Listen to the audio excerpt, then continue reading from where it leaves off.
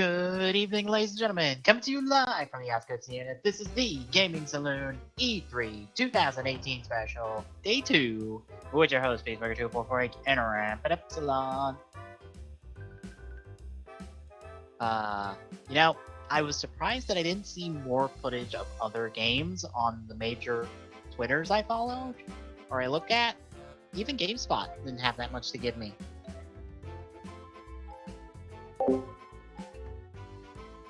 Which makes me miss the game trailer phase because they probably would have had all the footage I could ever want of anything I wanted from the showroom floor. So, for those wondering, we pretty much just have a bunch of articles. And I have a gift for one thing that kind of gives you an idea about the swapping for Starlink. Oh, also, if the bot quits tweeting, just poke me to restart it. Because apparently that's all it's needing. Oh, okay. I figured I'd try that first, and yeah, I see it worked.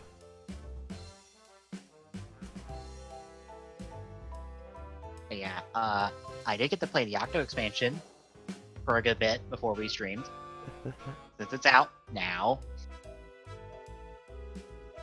They are not kidding in the challenge department. Because some of these are actually kind of hard. Because, alright, in your first subway line, you have a mission that has you push around an 8-ball around the level. One that has you grinding on rails. One that has you actually going through the dock stage, the one with all the shipping containers. I can't think of the name at the moment.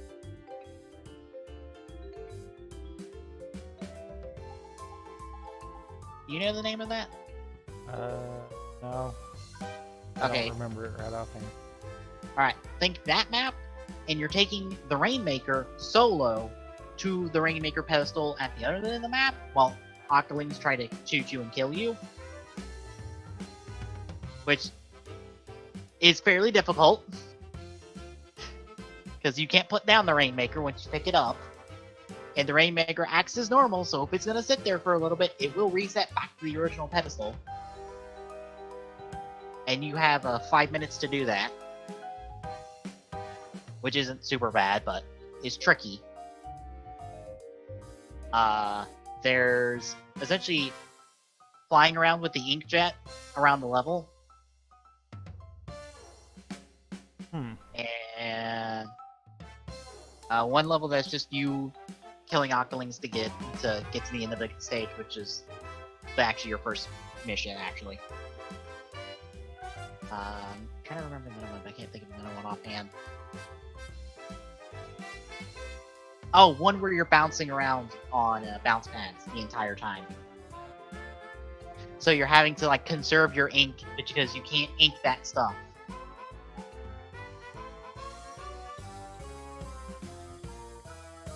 Yeah, they're not kidding about the difficulty of this.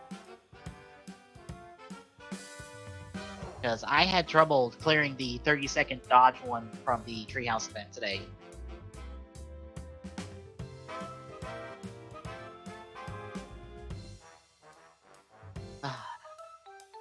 Yeah, shall we get talking about sleeper stuff? I guess. Alright, you remember Elder Scrolls Blades? You'll have to kind of give me a second to transition properly. Oh. No, then I'll just enter this. You remember Elder Scrolls Blades? And how that looked cool and stuff? Yeah. Maybe don't be super excited just yet.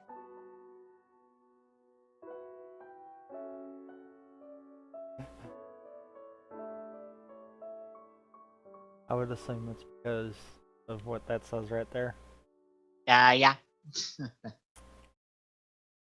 This article from some hands-on from some of the Game Informer crew give us an idea of what to expect for this.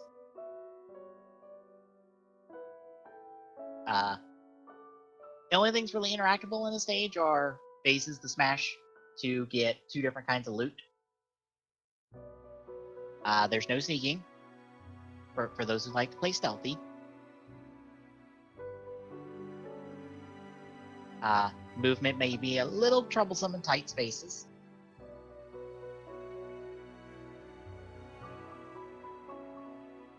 Combat is straightforward, since it's all one-handed, essentially.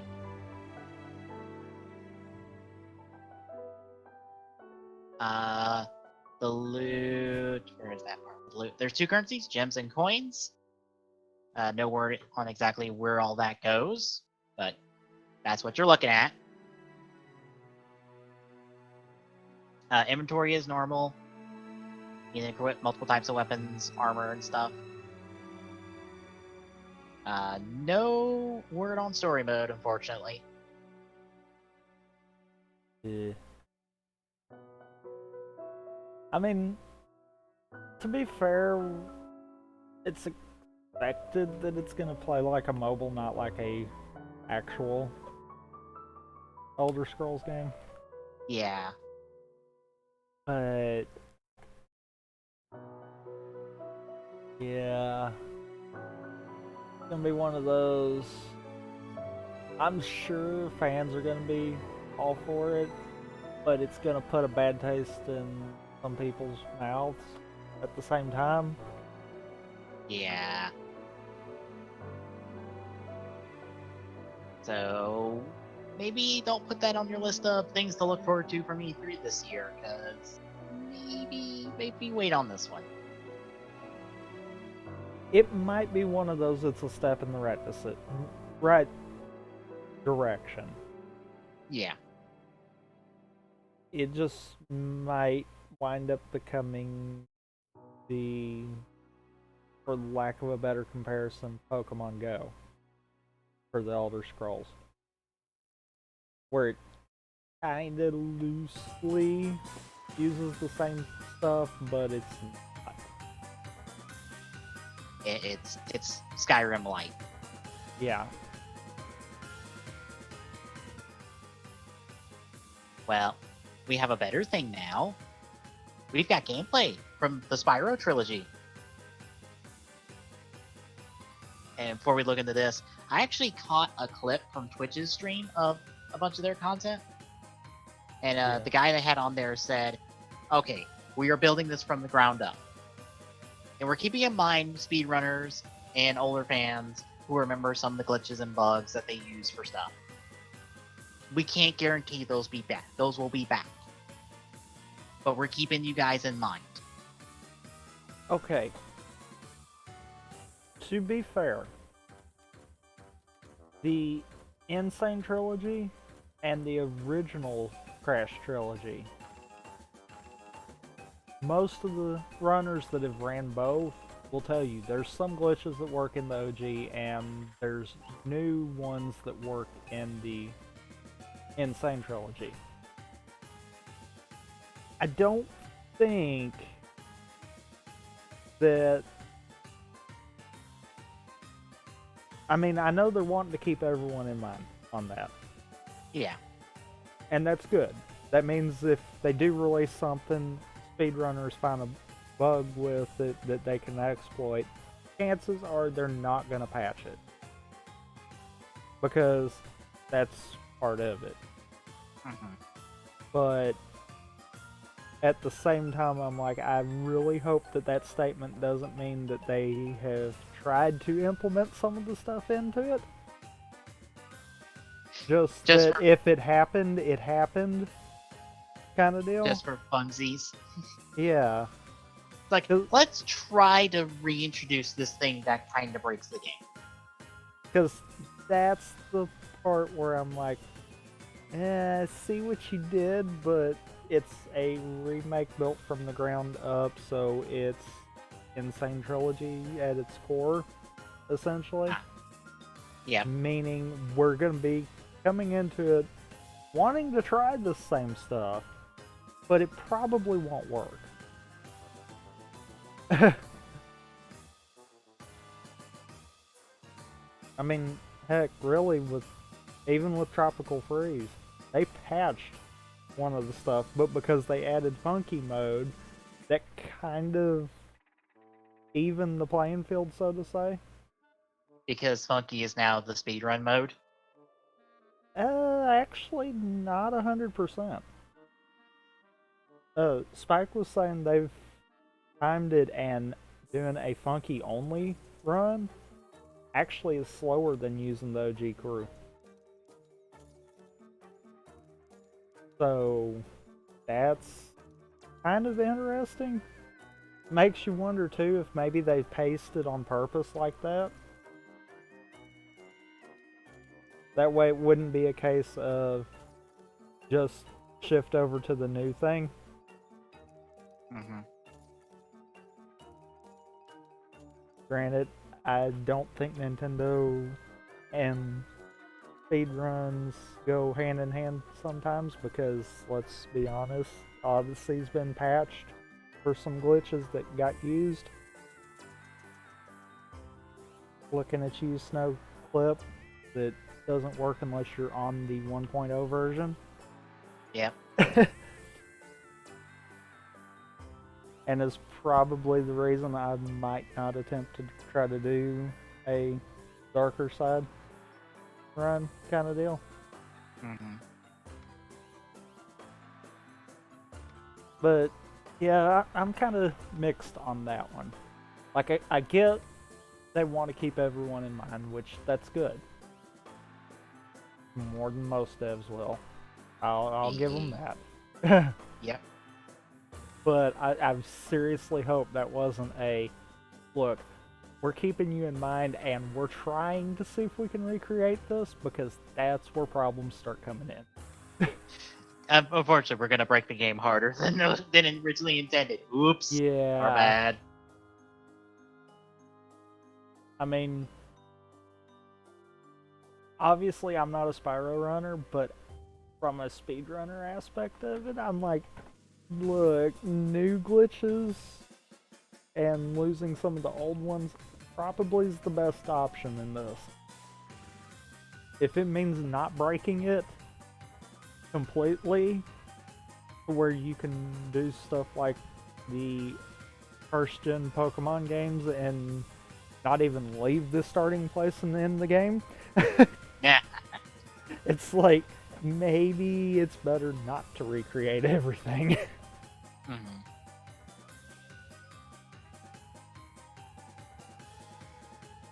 Wow. Shall we take a look at this Spyro gameplay? I guess we shall. Alright, kicking it off here in 3, 2, 1, go!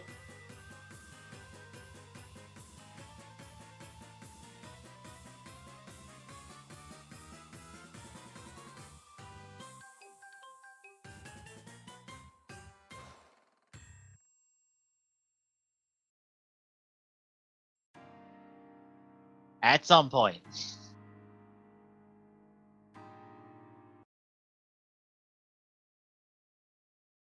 Okay, this looks gorgeous already. Yeah.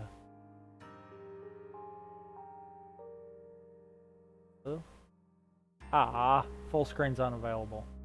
Yeah.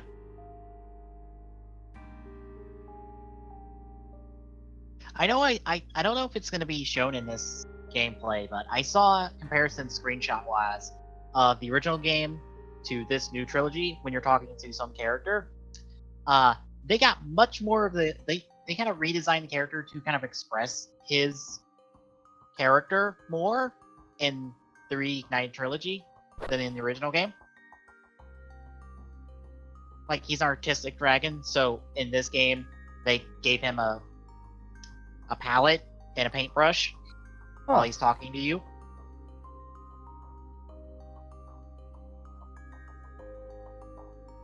Oh wow, the grass actually gets burned. Come on, do that again, please. I want to see that. As we run in circles, possibly lost. Wow, that's a lot. That I dig that detail.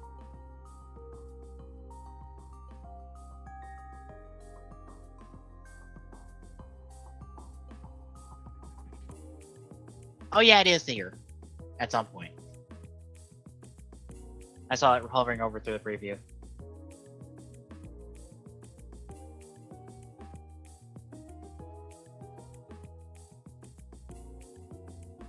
Not the best playing at Spyro, I see. No, they're just showing the damage animations. Okay, I will say I love the cuckoos and the spinning stars. I supremely dig that. Yeah, this guy. He was just a regular dragon in the original game.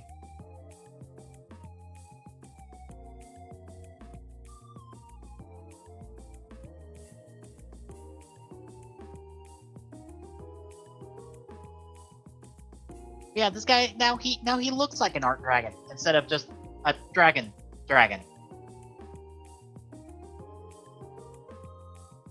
Like, that's cool they're going in and doing that. And giving a bit more personality to, well, expressing these characters' personalities a bit more with their designs.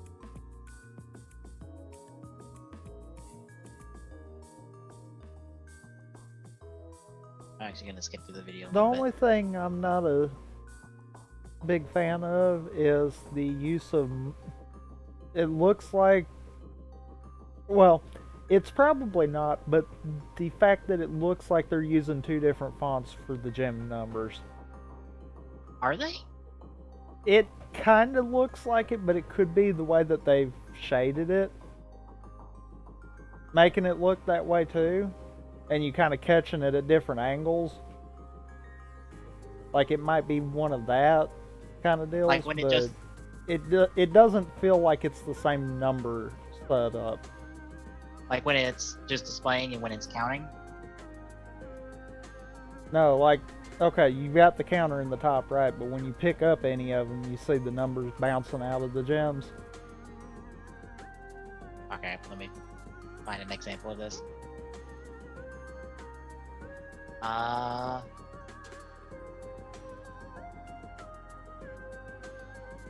It's like they used a different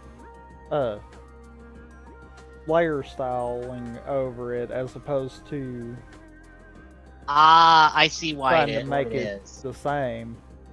Yeah, I see what it is. It's a lighting effect. It's one of those, I feel like if they were going to do that, they should have done it for the entirety of it kind of deal. Yeah, I think it's Make because it they're look actual. uniform. Yeah, I think it's because they're physical objects in there. Like, they do go to the same color as the counter, and I think they're still the same font. Maybe it's a little hard to tell. It's hard to tell. Yeah, but I think it's because they're physical objects, so the lighting stuff catches it, which means they get lighting on them. But like all of those had a darker tint to them. So why Right. couldn't, for that level, you've just went in and had the main counter be the darker tint? I don't know. That. And I think this one, it don't look as bad actually. Mm-hmm. But they've still kind of got that darker color to them. I don't think that's lighting. I think that's how they've got them set up. No, because that darker color fades into the brighter color. 'Cause I've seen it on a few numbers where it fades to the brighter color as it kind of gets away from you, I think, which might be a lighting thing, or it might just be a thing in general with it. That is way more than those numbers mean.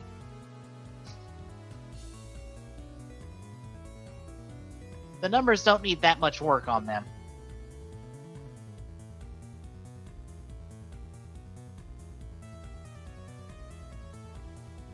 And I find it funny that of all the things we can critique about this, it's fucking popping numbers on a goddamn gem. Yeah, I mean, Is where we're- like is where I we're said, hung that's up the at. only complaint that I've got. It's like that just doesn't look right. Yeah. Too much for numbers that don't matter? Yeah. Granted, I mean, maybe it's just a quirk with the engine. I wouldn't be surprised it is. But, I mean, at that point, they probably could have just got rid of the numbers popping out of the gems. Mm-hmm. I mean, You've got different colors for them as it is.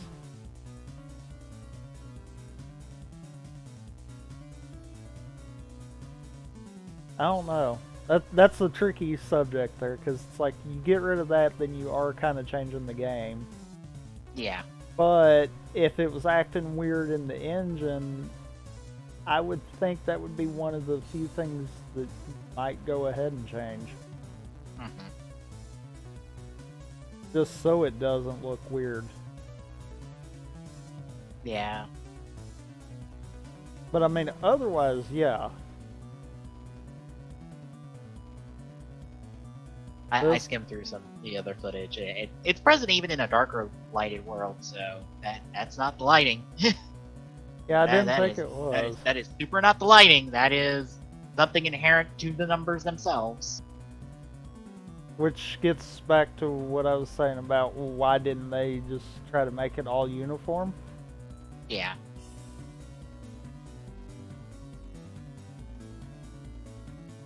I mean, I understand why they did it in the popping numbers, because then you can see it on just about any background. Yep. That makes sense. But if you're going to do that, make your counter that way too.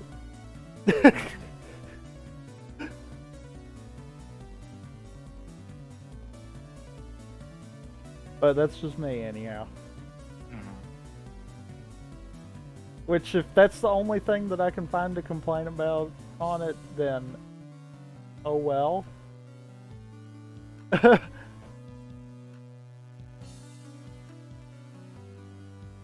Yeah, it's looking really good. Besides, whoever's playing cannot understand the fact of how to fly with Spyro. Does it once, fails 3 other times now. Oh, is that the bonking off, flying off the ramp? Yeah. Yep. Jesus. 4. Don't worry, he gets it. I'm at the part of the video where he actually gets it. Gets both of them, or gets the first one and fails on the second one? Oh, I think this is the second one then.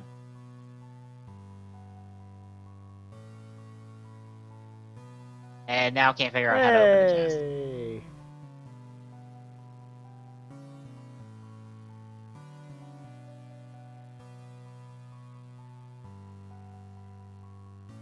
Yeah, it's looking pretty good. Shall we move on to something else then?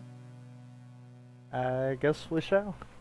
Alright, well, Telltale has acquired another license to do video games for. And they're actually going to be doing a Stranger Things game.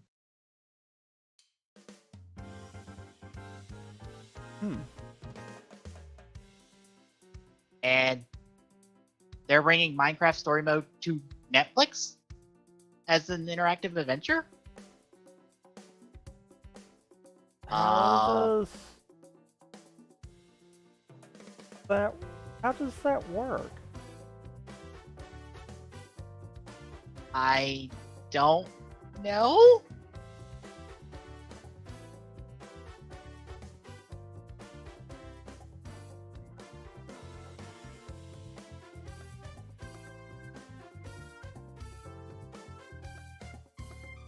I guess they have other interactive stories on Netflix too?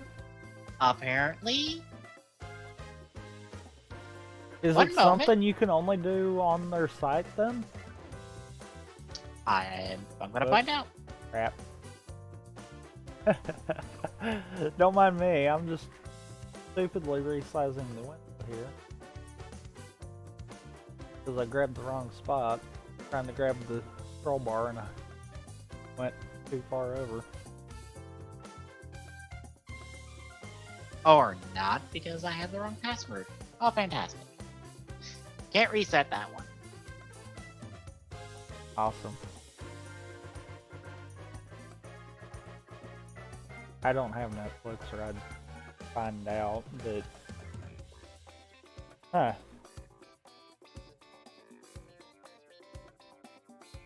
That's...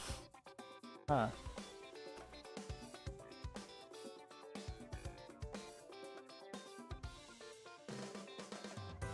Oh well. I'll find out tomorrow. I'll investigate this tomorrow, because then I'll get the proper Netflix password. But I mean, I I don't know what to think about both of these, because it's like, okay, we're letting them pretty much just make stories out of pre-existing content here. Right. It's not really anything new, really. In a sense, It's just a new series they're doing. Yep. I feel like the most interesting part of this article, though, is about the Minecraft story mode thing. Because how? I know! That's far more interesting than, oh look, they're doing Stranger Things. Cool. How does Netflix Interactive work? Especially when it's porting it? Quote unquote? Because I'm not even sure that properly applies here. I don't know on that. Because I don't know how straightforward Minecraft story mode is. Like, if it's pretty cut and dry, then maybe there's not that much. It would be questionable on that part of it. Yep. But yeah, I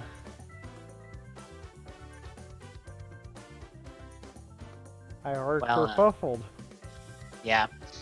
Well, we got some news about Shadows Die Twice, and this is different than I think anyone was expecting.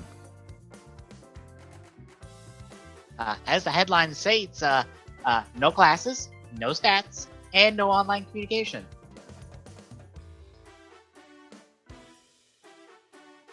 Huh.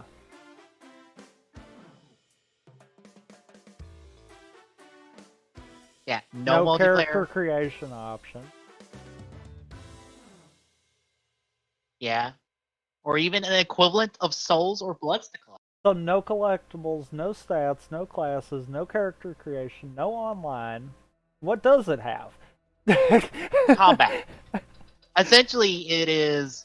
Alright, how many of you like the Dark Souls, Bloodborne, Soul series combat? This is all that. This is all about your mastery of combat. You cannot outlevel a challenge. But, okay.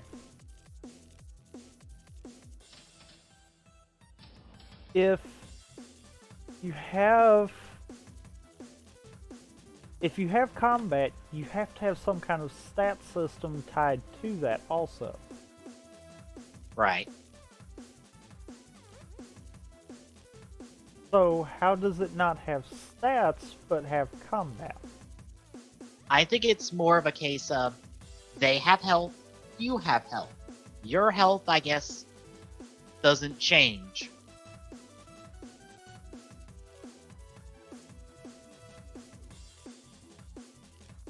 I think what they mean by stats is that you don't have like a number of strength or magic stats, like those kind of stats.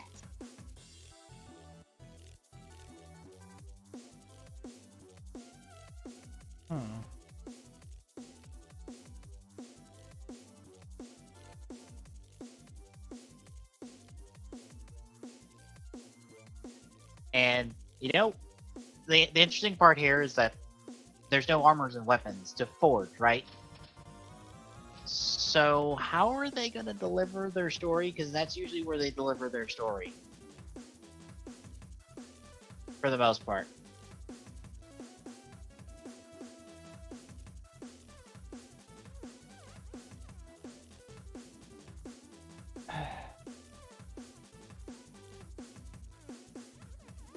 Yeah.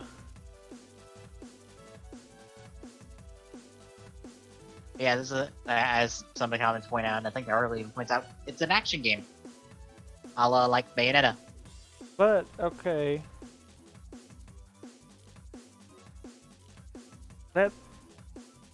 That's fine and all, but a lot of action games have some form of progression. You do have different prosthetic arm weapons, so maybe you get different ones of those over time, and you can like quick swap them. Maybe instead of weapons forged, every time you beat a boss, you get a new weapon. So you're kind of expanding. Maybe you get the weapon from that boss, essentially. Yeah, like Devil May Cry style.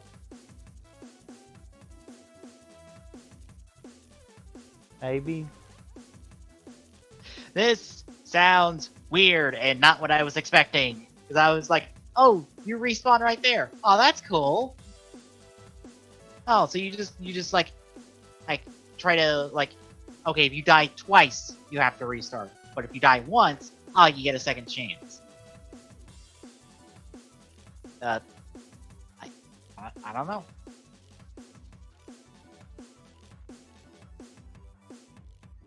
Well, we got one last thing, and you know how we got Fortnite on Switch? Yep. 2 million downloads in less than 24 hours. And that's even with Sony being dicks and not allowing you to transfer your account to a Switch version. Which I find it funny that apparently a tweet about their schedule, I think for tomorrow's stuff, was all people replying, "Can I get my Fortnite account on my Switch version?" Ooh. Yeah. Just chock full of people of just like, hey, Sony, can you stop being dicks? Sony?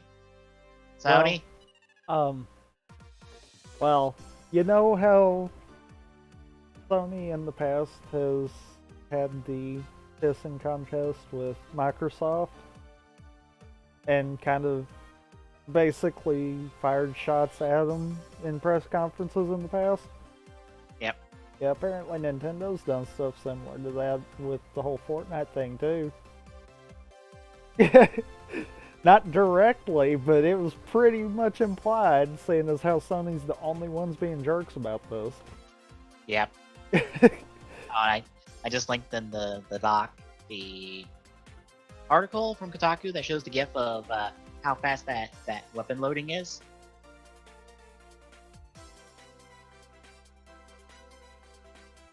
Hi, big text. Yeah, that's what happened when I got copied over from the doc I have on the side.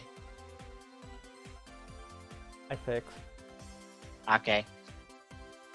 But it is pretty quick. I think as soon as it clicks in, it loads in. Okay, I'm gonna say this. The title of the article kind of has me in good hopes. Yeah. That even if you bypass the oh my god, Star Fox is here, it still seems like it's a good game. But I'm still playing I'm still only playing this as a Star Fox game, to be honest. Wait.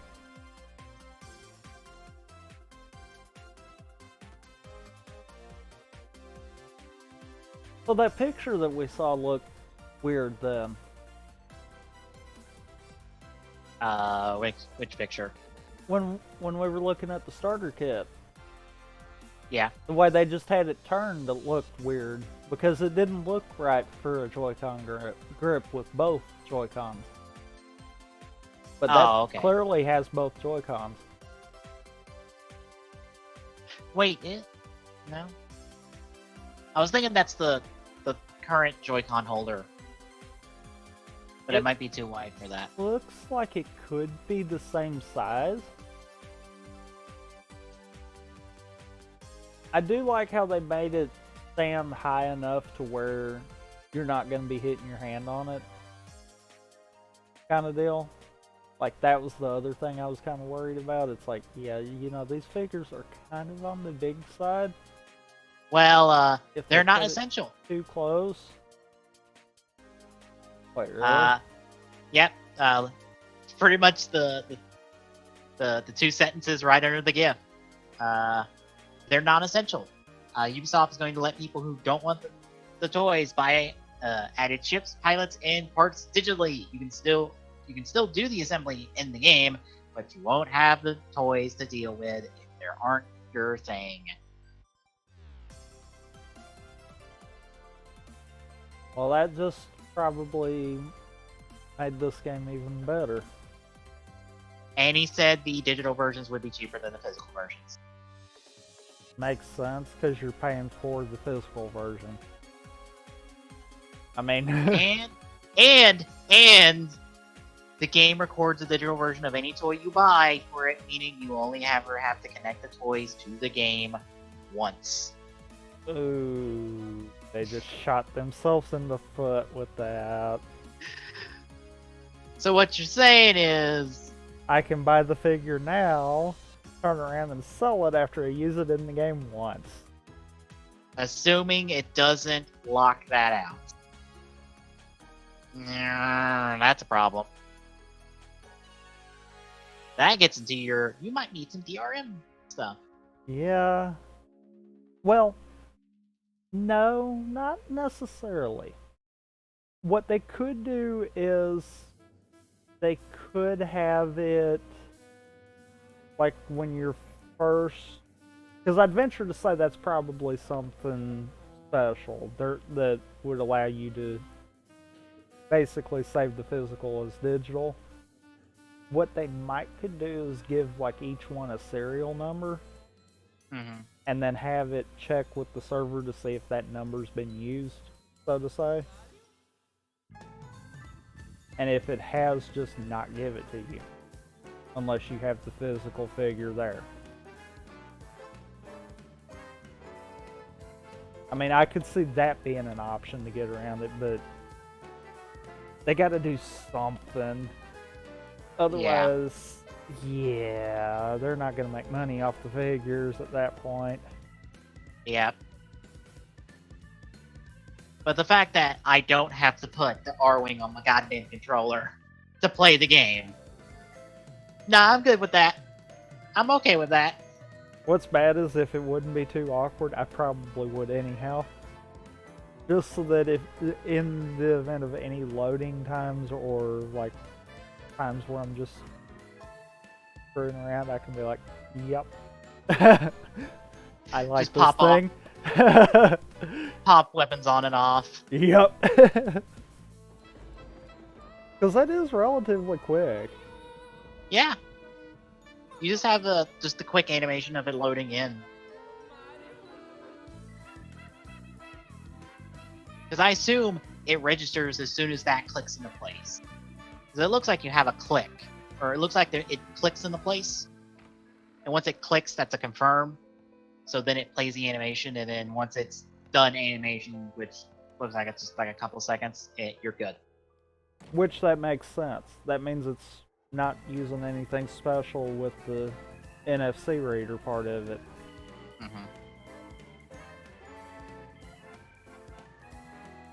Although, I got to thinking of something. The planes have to have a booster. You can't use an amiibo on a Switch controller without it being literally on top of the right joystick. True. That's up higher than that. So it has to have some kind of little booster or something built, either in the grip itself or in the vehicles. It might be in the vehicles, because I have to think, considering how big these vehicles look, that there is tech in them. I mean, obviously a booster doesn't have to be that much. They could literally put like a little watch battery in there and rig up a little something to just boost it. Yep. And something like that wouldn't die too quick.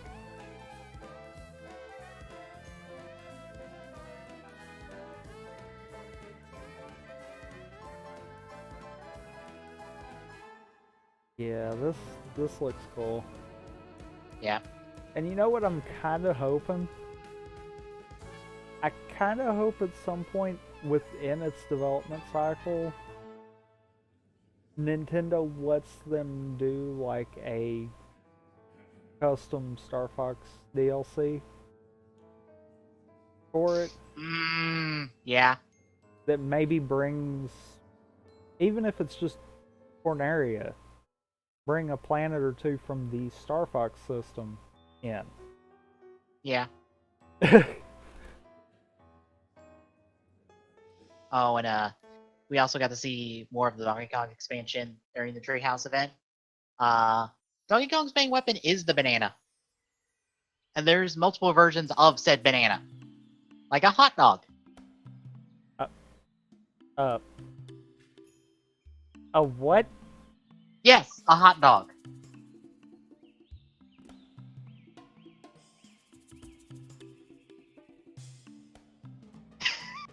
I'm not kidding. And I think the one for Kotaku's footage that I'm looking at right now is a chili pepper.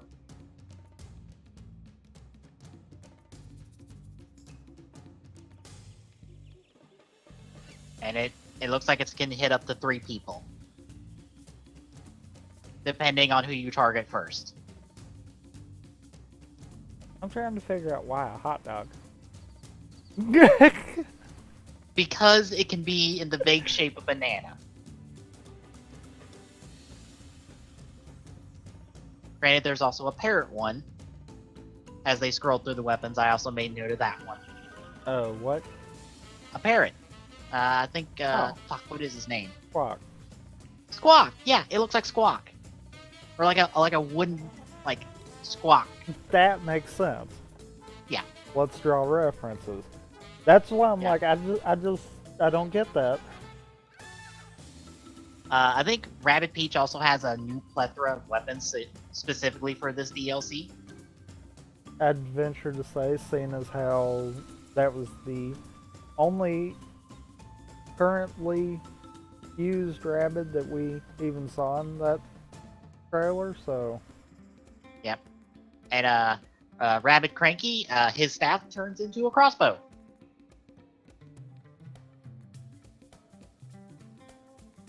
Does the crossbow shoot canes at people? No. Darn it. But if you pick up Cranky Donkey Kong and throw him, he fires an AoE in the area where he lands. And he also has a grenade, I believe, is a secondary. Peach's weapons are the same. And why all can't three we of have them, this DLC right now? also all 3 have an Overwatch. And you know what Cranky's second ability is? Wait, you said all 3 have an Overwatch. Yes. So they're redoing Rabbid Peach, or are we getting a second Rabbid Peach? Actually, let me double check and make sure on that. Because I thought she had an Overwatch, but I might be wrong.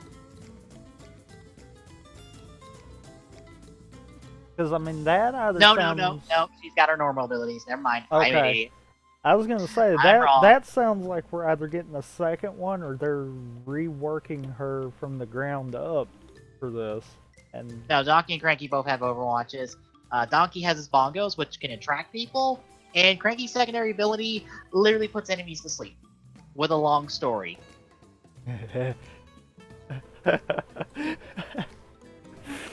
Also, in the character selection screen, if you hover on Cranky long enough, Rabbid Peach pesters him with her cell phone, taking pictures, and he gets angry about it.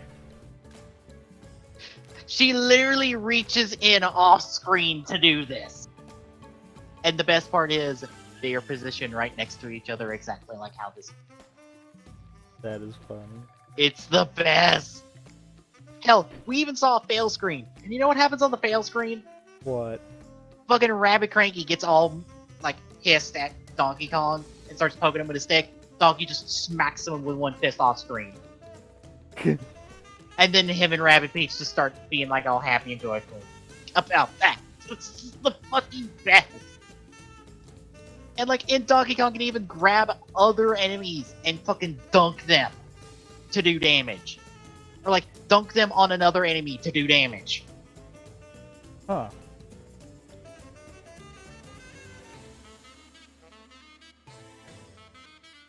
And they're also Also, doing. shoutouts to the background music. I've got Harmony of Heroes up, and I just happened to realize this is a remake of the DK stage music. Oh yeah, yeah. Harmony Heroes is really, really fucking good. It's like that could have been any better timing. uh, They're even doing new mission types. The mission type they showed off was you have essentially the big pillar guys, except they have a basket full of corrupted bananas, and you have to stop them from getting to these marked areas. huh. And they will get there pretty fucking quick. And they are in essentially 3 lanes. So you have to use Donkey Kong, who can transition between platforms using these special panels, and like the other 2 characters to like take them out, stick them to the ground, and like prevent them from progressing, and also being careful not to bounce them forward because that will make them go forward. Or that will give them an advantage. And the one they didn't get to show off was you have these marked areas that are corrupted bananas, and you have to destroy them along with dealing all the enemies around you. And there was like 6 of them. Hmm.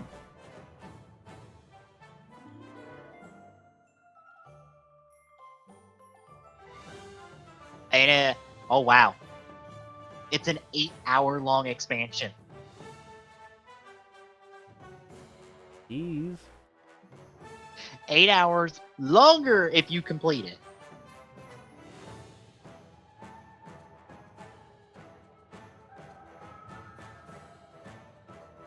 So the 8 hours is shortest possible time to complete, kind of deal. Yeah, yeah. Assuming you don't, assuming if you don't like fail every single fucking mission along the way.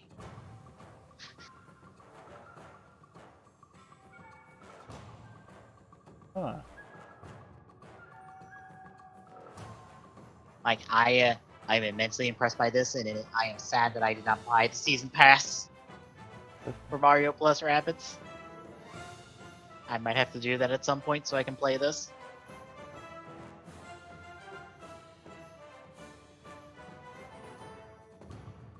Because yeah, once more, Mario Plus Rabbids surprises me. Like this Donkey Kong one, it's just gonna be like a level or something. No, it looks like it's 3 fucking worlds worth of content.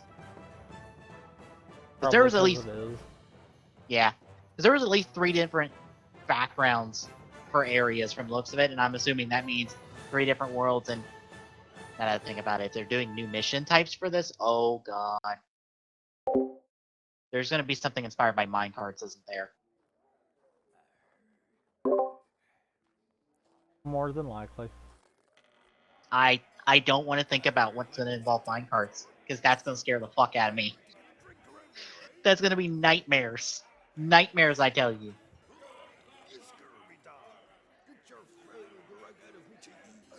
Yeah, that's all we really had. I tried to look around for some more gameplay stuff, but there isn't anything really to pick up.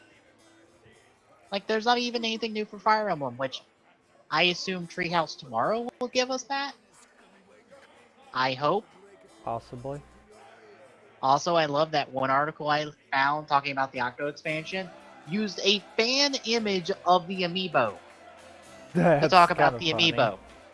Because A, all 3 of the Octolings are wrong, because it's 2 females, 1 male, and Marina and Pearl are in their Octoling expansion outfit. Oh wow. Which confused me, because I thought they stealthily revealed, oh hey, we're doing another set of Marina Pearl that are in the that's there. No. I was like, what the what? You have images from Nintendo for this shit. Why are you Googling the wrong thing? And I think it was a major publication, too. Well, I mean, that was kind of their intern's fault.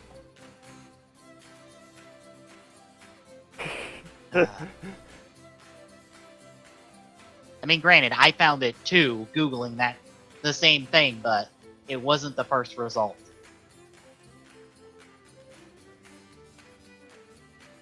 So I don't know why they picked that one. It looked cool. Especially when it was.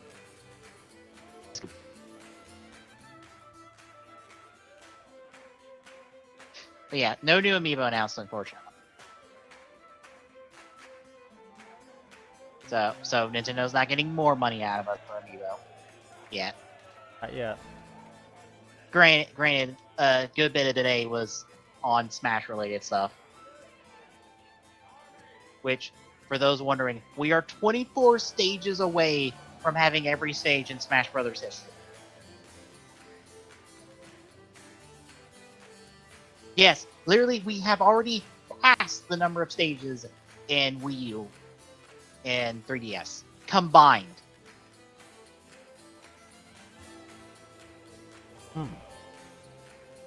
We are already in the 80s. We are not that far away from the hundreds. And that is everything pulled from, I assume, the Invitational, Treehouse events, the show from Room 4 demos, the trailers, everything that they put out there.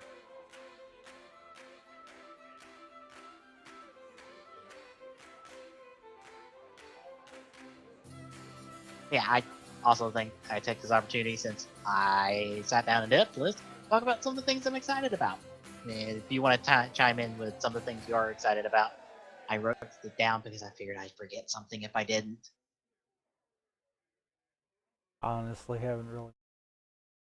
Oh, I just say whatever then.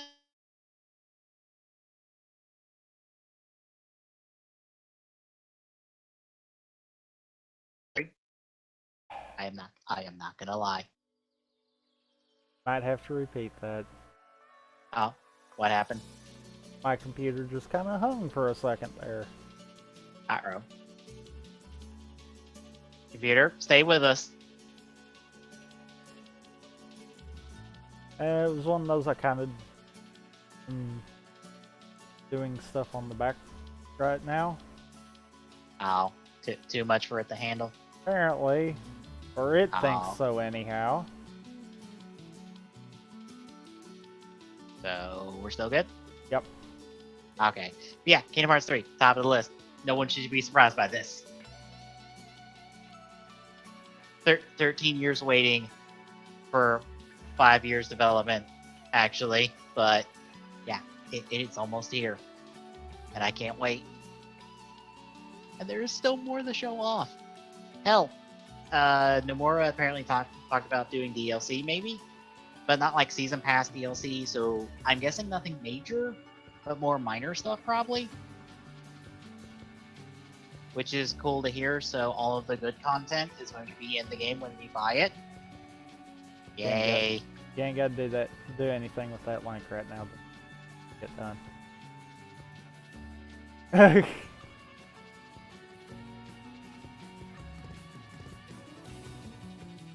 I was about to say, I don't see a link. Oh. Never mind. Oh, I already got it. Okay.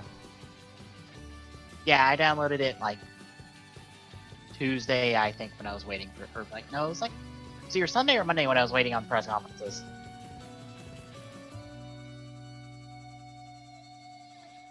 I downloaded it, I believe I have it. Yeah, I've got downloaded it and I got it installed. I still got to install it, but it's on my Steam profile anyhow. Yeah, it didn't take that long for me. Are you Smash Brothers? Definitely. I can't. Like, even for me, who was like, yeah, it's not going to be a port, but I don't think it's really a new game, was not expecting this. Was not expecting them to go, fuck it, put in everything. Like, everything. I'm not gonna say I expected them to do everything they did there, because I kind of was expecting it to kind of get a Mario Kart 8 Deluxe treatment kind of deal. Yeah, They kind of went overboard with that. Not gonna lie. yeah. This is way beyond like any kind of deluxe edition. Nah, son. This is like fuck. Like this It's feels like ultimate. kind of It's ultimate edition. yeah. Like the closest comparison I have is kind of like maybe Sonic Mania, where it's a big celebration of the history of Smash. But really, I don't even think that comparison's on point either. Yeah, Because really looking at it, Mania drew a lot, really more so from 3 and CD than it did a lot of the others, mm-hmm. which is kind of funny.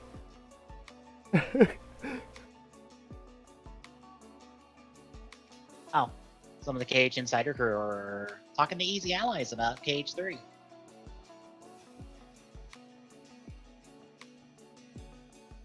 That is cool. Wow. I am supremely excited for the new Spider-Man. Yeah, that looked cool. In all seriousness, there. Yeah, even if it is only fucking Arkham Spider-Man, really at its core, it looks fantastic and wonderful. Although I tried showing some of the footage to my mom, and she was wondering why Spidey was flying through the air, which confused me because I'm not sure what part of the footage she was paying attention to. She was like, "Why isn't he web slinging?" I'm like, "He is web slinging."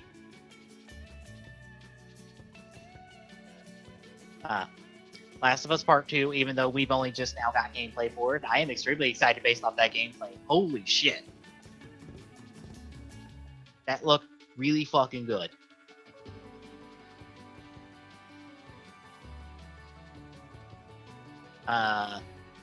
Pretty much all the DLC from the Nintendo games we got. The DK Adventure, Xenoblade Chronicles 2, Octo expansion, all of it looks really great and fantastic.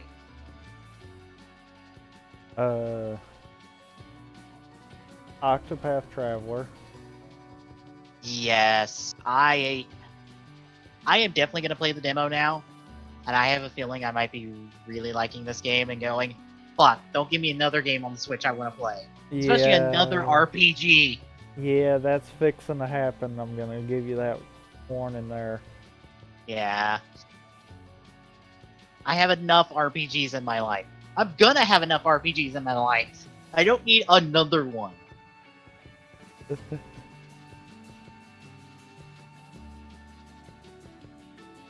Ghost of Tsushima looked really fucking good. Like, that game looks gorgeous.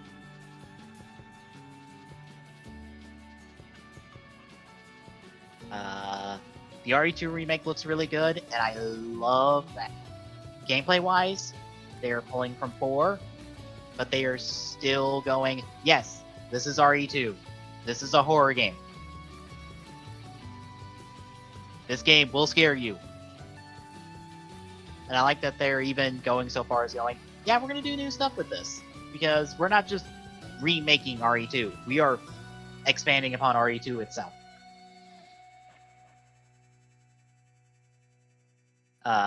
Gears 5 looked really good. I am surprised to say I'm more excited for a Gears game than a Halo game. I'm not.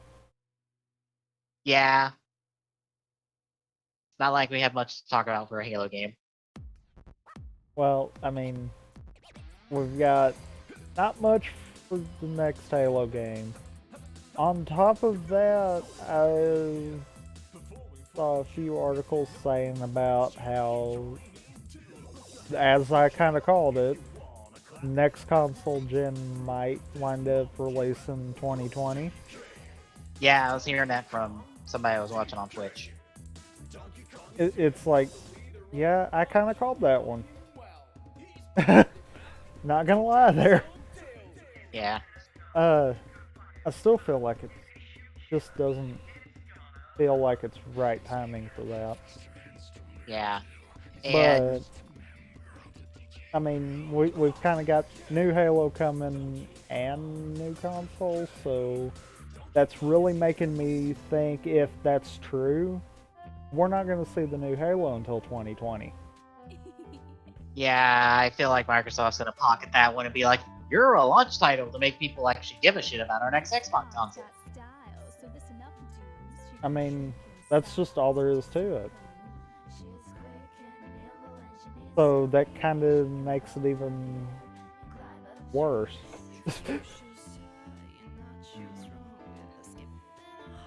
Although I have seen people speculate away at it, try to get anything out of it.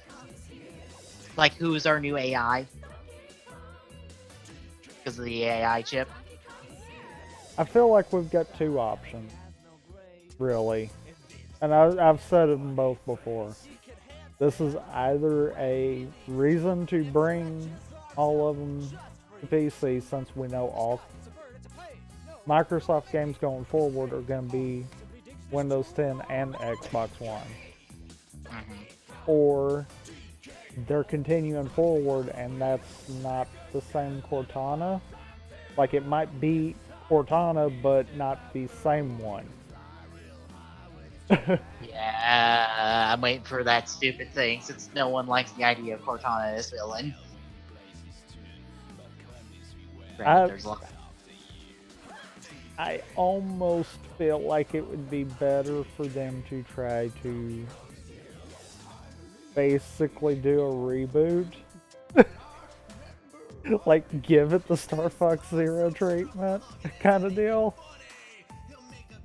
And just say, look, we screwed up. We're going to try this again, but do it right this time.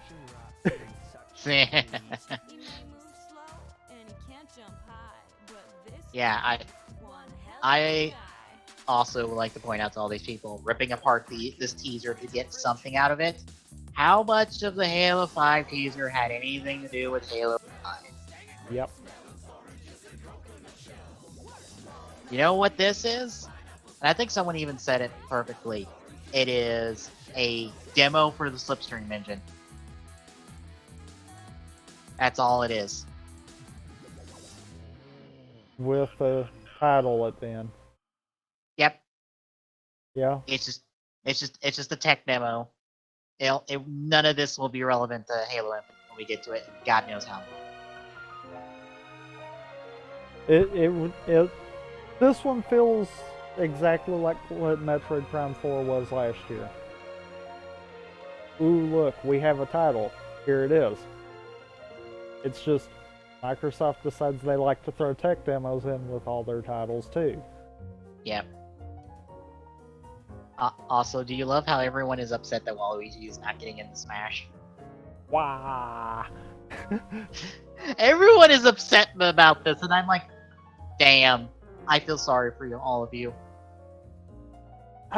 You know, what's bad is I kind of feel bad too for him. Because it's like, wow, we get Ridley, the one that Sakurai said wouldn't be in Smash because he's too big, but we don't get Waluigi. It's like, wow. Which I think it's Smash Dojo on Tumblr. I was skimming through some of his posts about Smash Ultimate. He pointed out that since we didn't see Shadow as an assist trophy, and I don't think we've got confirmation he is an assist trophy at the moment, could he be an Echo Fighter for Sonic? Well, you know, I've got a question too. Wasn't Squirtle an assist trophy in Smash 4? No. He was just a regular trophy. Okay. I was thinking he was. I was thinking about that and I'm like, wait a minute. Does this mean there's a possibility down the road they might take out assist trophies and to add them as characters? Well, that happened to Little Mac. Because he is an assist trophy in Brawl. And then he became a full character in Smash 4. But they took it out completely between games, Right. not within the same game, essentially. Yeah. Because, I mean, as pointed out, this is kind of Smash 4 at its core. Yeah. Any kind of changes we're going to see are basically an update for 4. Yeah. Also, I could see Shadow being there as an Echo Fighter. The only thing is Sega loves pushing Silver so hard also. So it kind of makes me wonder if Nintendo opens the door to let more than just Sonic in, then who's actually going to get pushed by Sega? I would think Shadow. I would hope Shadow, but I don't think our Silver Boy is going to get anywhere fast. I think any chances of him getting anything outside of his own goddamn franchise sunk with 06.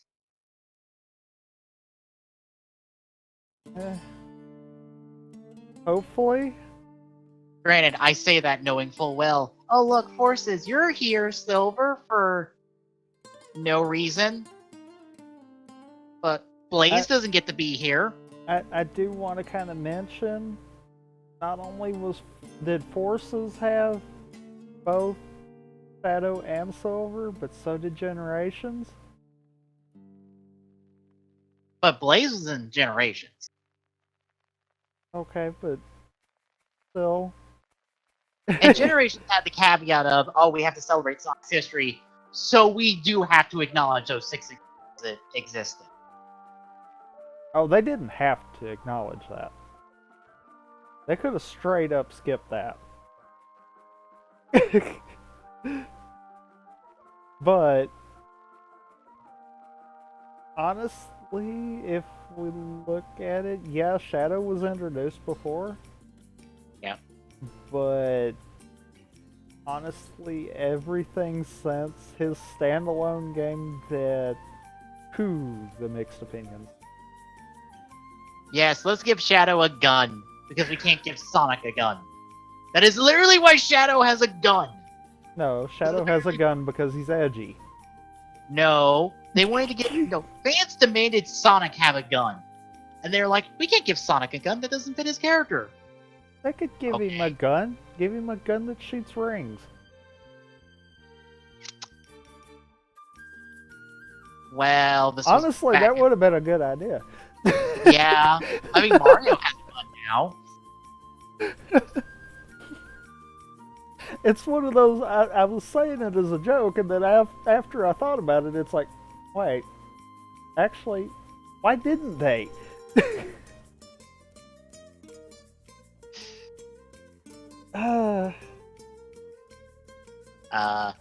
I am honestly excited for this new Mario Party. That is a proper Mario Party.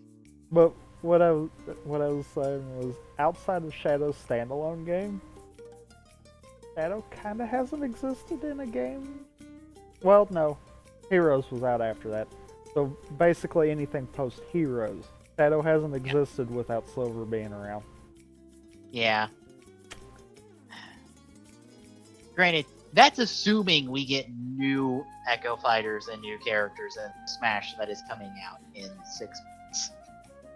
You know we will. I know.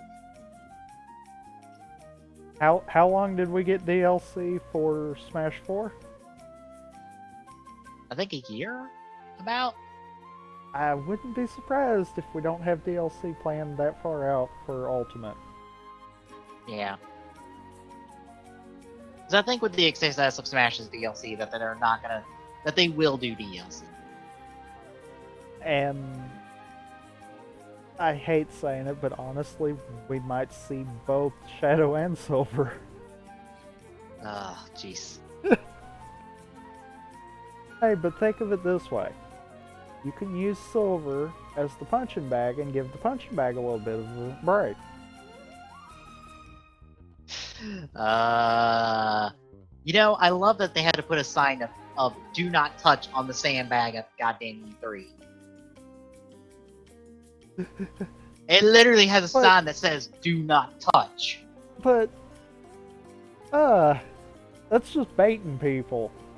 I know. You know, so many people want to Falcon Punch that thing. And what's even worse, no home run bat. No bat of any variety on the floor. Well, that one I might can understand.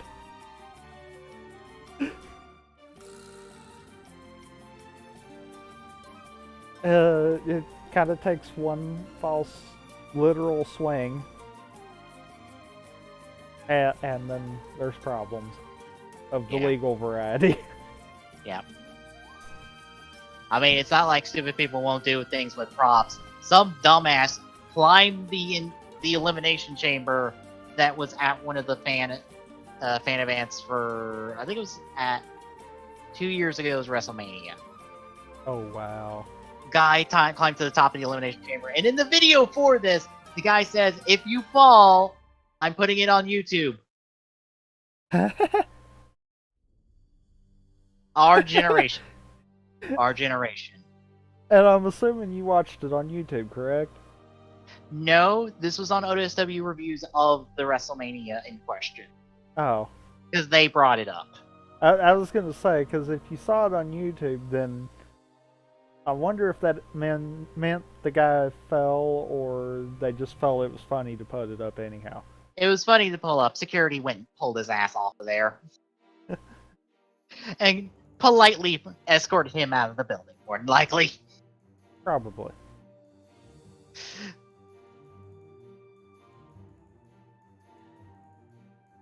But yeah, the new Mario Party looks good. They even have the ability for you to just go play all the minigames. Oh, so we got the essentially minigame island back? Yeah, it's just a big menu. It's just like, here's all your minigames. Just go play. Or the top 100. Yeah. Mentality. Also, I love how the Goomba is here, and one of the minigames is you have to use the HD Rumble and the Joy-Con, or just the motion controls of the Joy-Con to flip a square piece of meat in a frying pan. Yeah, there's a hand there flipping it for the Goomba. And also another one of the minigames, and this was shown in the Direct, is the tricycle race. Yeah. That I believe you move the Joy-Con back and forth to do. The Goomba's the Goomba won that one in the treehouse. But how? I don't know. He's got short legs and no arms, so I don't know how he's holding on to the damn thing to start.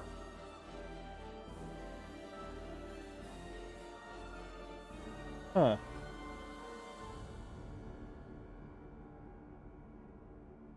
Oh, and also one weird thing about the Smash, you pick the stage before you pick the characters. Yeah, I saw that. I mean, I guess that's a good design. It's backwards from every other fighter in existence. But you think about it, you usually want to pick, at least in more of a competitive sense, you usually want to pick characters that you can play good on certain maps. So rather than taking the gamble by picking your character first and possibly being on a map that you're going to suck with that character, that kind of will let you think around the stage as opposed to around the character. So it might breed for more people willing to branch out from more than just a handful of characters. Yeah. Yeah, that does make sense. It's still so weird. Yeah, when I saw that, I was like, that's a different take to it, but I think I see the thought process behind it because they are trying to make Smash and a lot of their other games esports games now. Yeah. And that would make sense. That would be the way to try to force roster diversity. Mm-hmm. And since we're getting Battlefield and Final Destination versions of every single stage, oh, look at all the stages that are viable for competitive play. Yeah. Look at all the different backgrounds you can have for your fucking competition. Yeah, see, the Omega stages are going to be the differences there, which that's usually what's used in competitive. Yeah.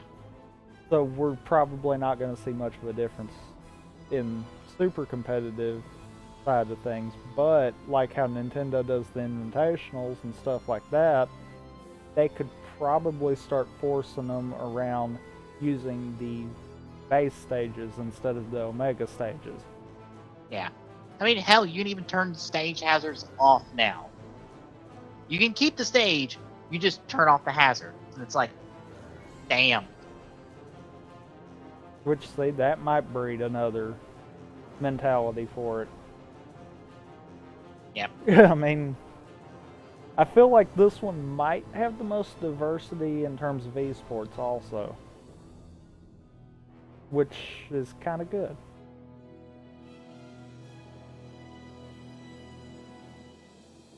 Oh, also, for Saffron City stage, all the Pokemon are still pixelated. They look like they still came out of the N64 version. I can't help but love that. I do kind of wonder too, since this is essentially Smash 4.5, do we still get the classic mode stuff that Smash 4 had? Or I don't. is there any single player side of things? I would have to assume so, but like, I They've not don't. said anything about it. Yeah, they haven't said anything about any classic mode, any type of all-star mode, any trophies. Like outside of just you know multiplayer stuff, essentially. We haven't talked about that yet. I mean, I know we're not going to get any dedicated story side. Like, that's not going to happen. I'm waiting for it because this has all been a fuck you fine. I'm waiting for that one too. That, that I don't think that's going to happen. I know. Because they went through so many characters bringing them up to date and so many stages bringing them in and all that. I just don't think they had time to pull that off. Yeah. But yeah, I mean, a classic mode, an all-star mode. Granted, the all-star mode might be a little more challenging. Well, yeah, you're going through about 60 plus characters. I mean, would the Echo Fighters even be in? Oh no, they probably will be. I'd say they would be. Because if you think about it, as DLC was added for Smash 4, they were added to the All-Star mode. Yeah, so you're fighting through like 70 plus characters in a row. Yeah, that's gonna be a trudge. Well, and I mean, on the programming side, they would have had to set all of that up too. Classic mode wouldn't be as bad because it kind of just grabs a random set of characters for it, the way Smash 4's was. So I think that would have been an easy one to implement. But yeah.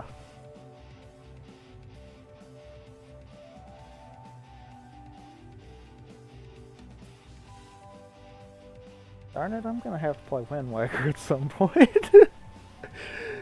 It's like the second time that some kind of Wind Waker music came on, and I'm like, ah.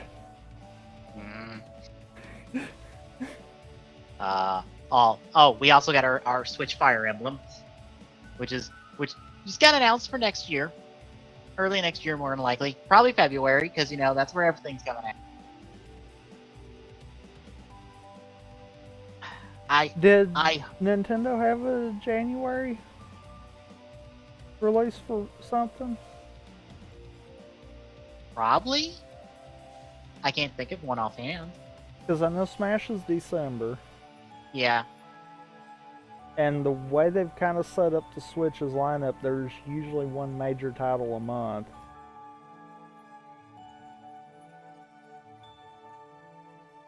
That might be one of those, that might be the way to figure out when that Fire Emblem game's coming out. Well, it said it was spring, so who knows?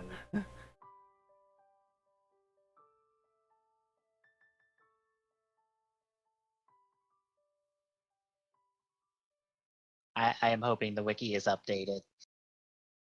Because that's going to be the quick reference here. Because I tried to find a list of release dates for E3 and I couldn't find a comprehensive, unfortunately.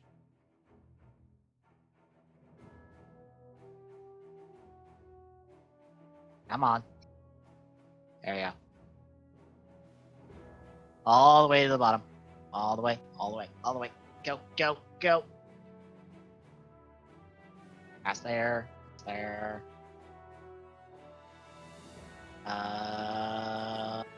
Nope, I'm not seeing a February release. Or, not February, January release. But if you said it said spring, then more than likely they're going to be figuring at least March. Yeah. And I hope they show it off at Treehouse. I would assume, because we still have, 2 more days of Treehouse? So 2 or 1?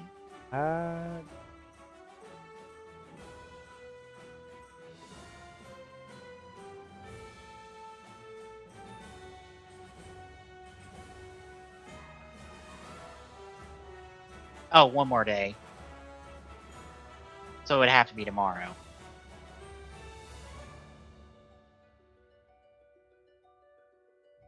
But I hope they show it off. If they don't have a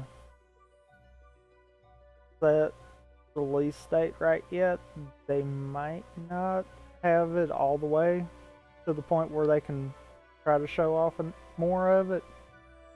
Yeah, it sucks because there was gameplay at the Direct.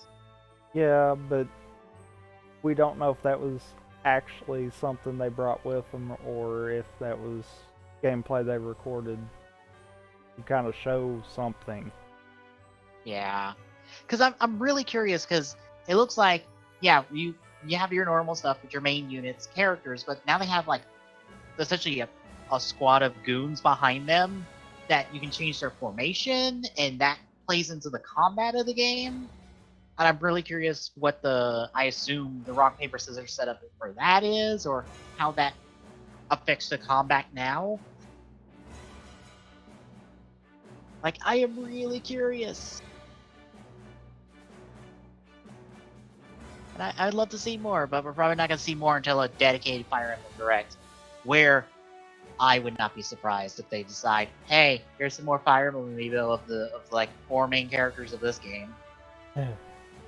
I assume there's a main character per house, and then your main character, which I don't think belongs to a house. Granted, we haven't got that much in terms of story stuff for this, so.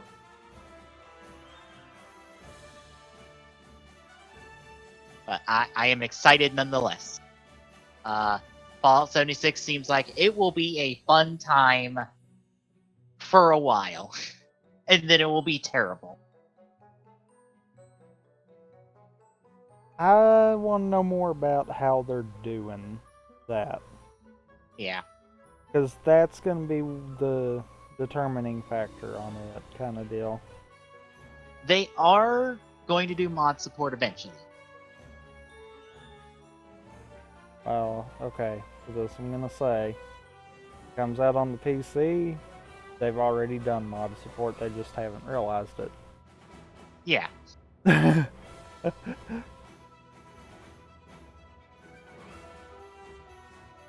I'm still hesitant about Pokemon. Fine. even after watching the Treehouse demo of it. Because CP is just an overall, hey, this is their stats. They still have the standard distribution of stats. They still have normal levels. They do have a thing where you can catch a bigger or smaller version of a Pokemon. They'll essentially have a swirling aura if it denotes this is a bigger than normal Pidgey or a smaller than normal Pidgey. For reason?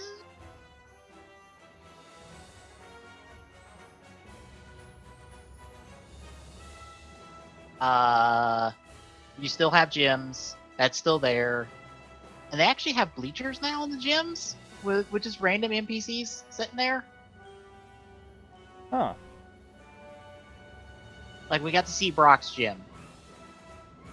I don't think we saw... Yeah, there wasn't a battle with Brock, but we got to see Brock's gym.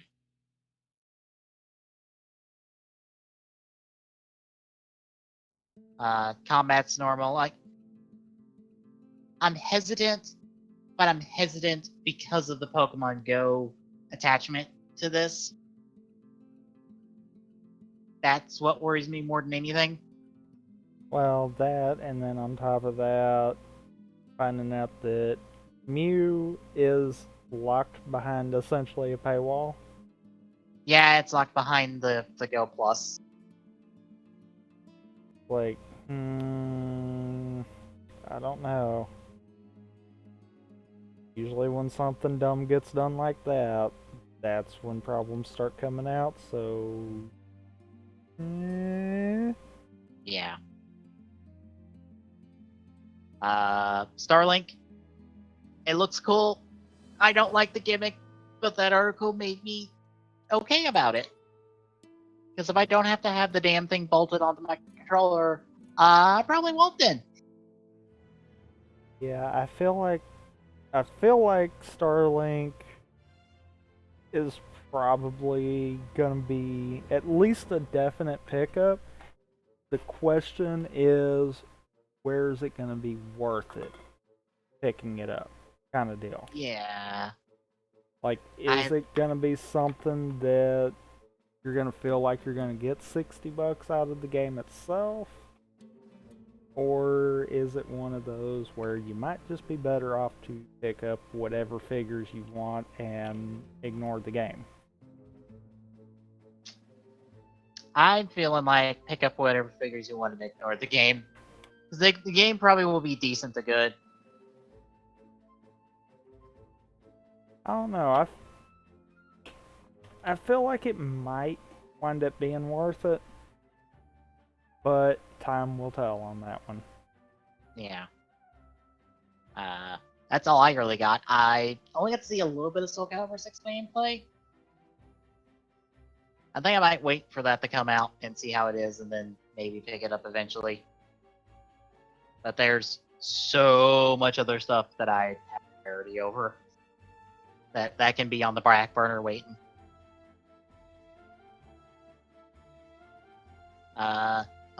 The Yoshi game is delayed to next year.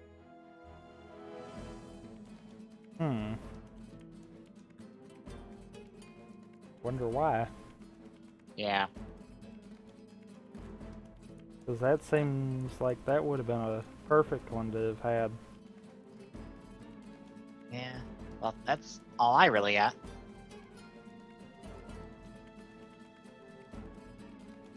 Anything else exciting for you coming out of E3? I think you kind of hit everything that I can think of too. Yeah. I'm happy about E3, but I will be glad to be back to a normal schedule for stuff. Because it has been a hectic few days. With some fun tech troubles in there as well. Oh, you had fun with your tech troubles? Yeah, about as much fun as I do normally with them.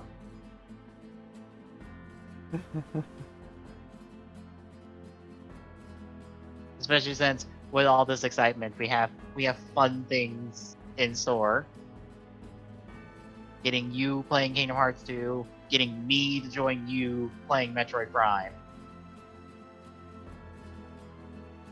I think I need to figure out how long the Prime Trilogy will be, kind of deal. Mm-hmm. Since we know it's apparently not coming out by the end of the year, figure out roughly when will be a good idea to start it. Kind of deal. Yeah, since that's like 3 games. Yeah.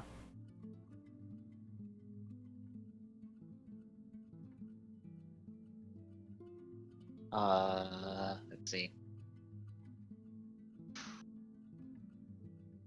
I should play a Fire Emblem game on stream. Unfortunately, my only options are repaint Path of Radiance, which no.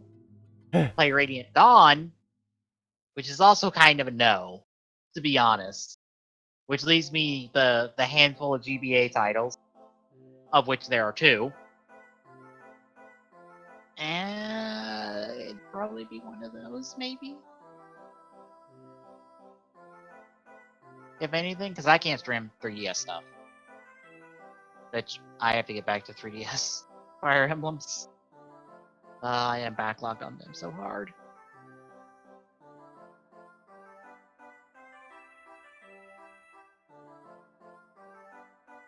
Looks like probably figuring 50 hours would probably be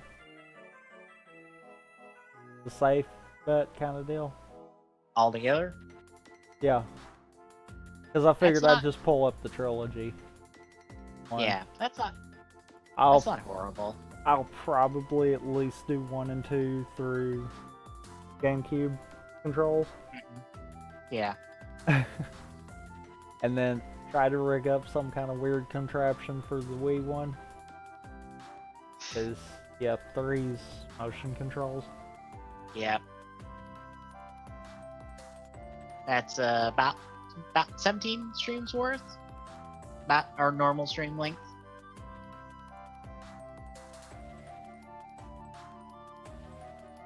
Of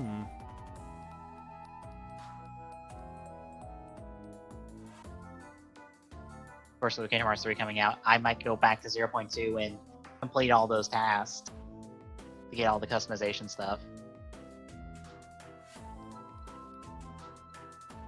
Which I'm not quite looking forward to that because that's a critical mode playthrough, and I've not really played any Kingdom Hearts games on critical.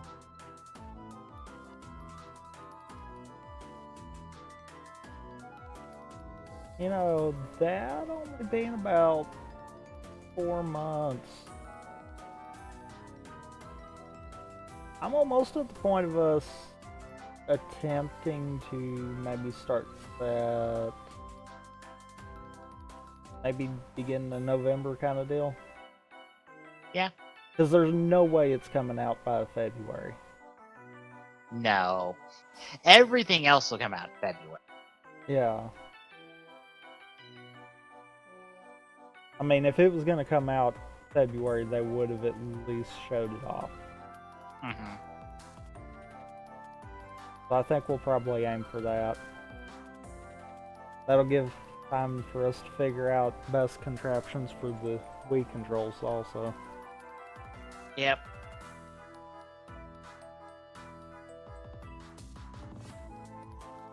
And to see if Dolphin will play nice with yours.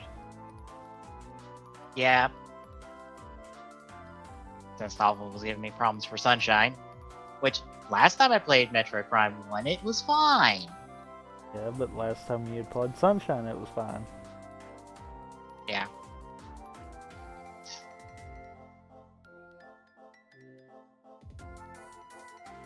Yeah, that's I'd say it's gonna be it for the stream. We'll be back Friday with us playing Quake Champions and being terrible at it. Friday, not Oh, Saturday? right, Saturday. I don't know why I said Friday. I'm slightly tired. I should probably not play Octo Expansion when I get off. Because I'm probably going to die a whole bunch. But yeah, we'll be back Saturday with Quake Champions. And I'll make sure everything for E3 is up tomorrow and all good, including the last Saturday stream, which hasn't been put on Tumblr just yet. Oh. Oops. It's highlighted, but it hasn't been posted. And I was like, oh, well, this is gonna get posted after everything E3 related. And since everything's gonna slow down after E3, start working on all that writing stuff I was wanting to do. Get back to that since I didn't get to it during E3. I'm not surprised. But anyway, we will see y'all then, folks.